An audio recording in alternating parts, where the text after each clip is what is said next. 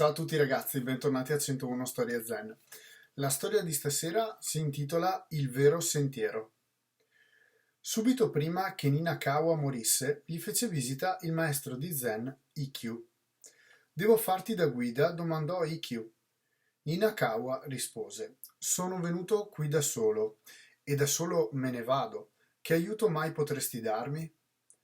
Ikkyu rispose: Se credi veramente che vieni e che vai, questo è il tuo errore. Lascia che ti mostri il sentiero dove non si viene e non si va. Con queste parole Ikkyu aveva rivelato il vero sentiero con tanta chiarezza che Ninakawa sorrise e poi spirò. Questa storia si commenta anche abbastanza da sola, secondo me, e in un certo qual modo rispecchia il mondo delle illusioni. Quando noi pensiamo di aver capito e anche aver in un qualche modo afferrato il concetto di vita e quindi come vivere, quali sono i concetti più importanti, i precetti da seguire per una vita corretta. Ecco, qui in particolare Ninakawa sta per chiudere la sua vita, sta per spirare e in un certo modo crede appunto di vivere solo e quindi come è arrivato solo, ha vissuto solo, muore solo.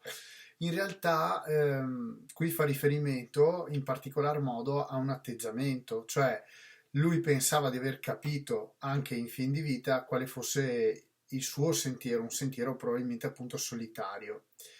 Di fatto, quello che gli dice il maestro Zen Ikkyu è che non si ha in possesso neppure quello, neppure quel momento in cui credi di aver capito tutto perché è alla fine della tua esistenza e credi davvero di aver afferrato che probabilmente nasciamo, cresciamo, viviamo, evolviamo e nella parte della logica della natura poi c'è anche la morte.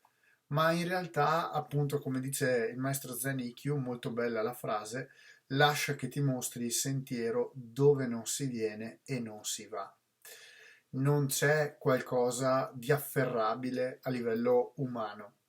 C'è un'idea umana di ricostruire un principio, ma è un principio probabilmente che non è nelle mani dell'uomo e forse non è neanche nelle mani della religione o della politica o della fisica e della matematica che spiegano quasi tutto. Ecco, quello che dice è che probabilmente non c'è una vera via che non sia un sentiero capibile. C'è solamente un sentiero e non è utile classificarlo e incasellarlo, perché probabilmente ognuno di noi può dargli un suo valore e un suo significato personale. Ecco che il cosiddetto destino tante volte varrà, è successo così per destino, come se ci affidassimo a qualcosa che conosce già il nostro percorso. Probabilmente è lì questo vero sentiero, vi do questa mia interpretazione, dove c'è un po' di caso, un po' di fortuna e probabilmente anche una serie di eventi un pochino che dipendono da noi, ma soprattutto che non riusciremo mai a spiegare del tutto. Ecco, lì probabilmente c'è quello che è considerato in questa storia zen il vero sentiero.